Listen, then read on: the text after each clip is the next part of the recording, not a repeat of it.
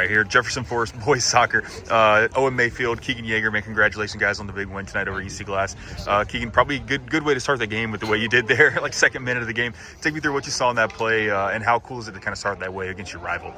Well, we've been talking about winning every second ball, and when Jordan went up for the header and I saw him flick it on, I just immediately reacted and I was just on it. And then my only option was the goal, so I had it. And then, I mean, for Owen, you're in goal, so like having a 1-0 lead to play with from the second minute of the game, that's probably a pretty good comforter. Obviously, you played really well in goal tonight. What was working for you, and then what was working for the entire defense to keep their really ferocious attack out of there?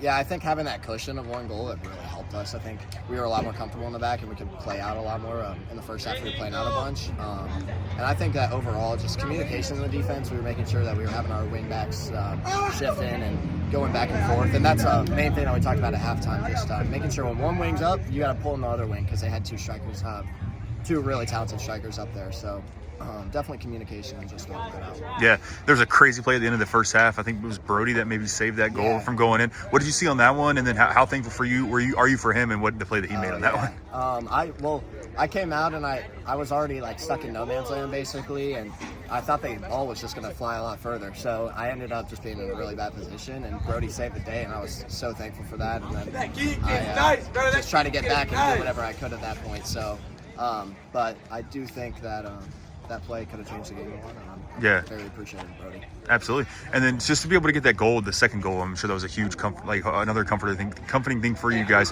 The difference between leaving this game with a win versus a draw, I mean, I'm sure it's huge for mentality. But what does it feel like to actually get the win, like on a night like tonight, and come in here into their place, knowing that you guys are going to have this to build on the rest of the season? It definitely feels great. I mean, me personally, I don't think I've actually ever won here.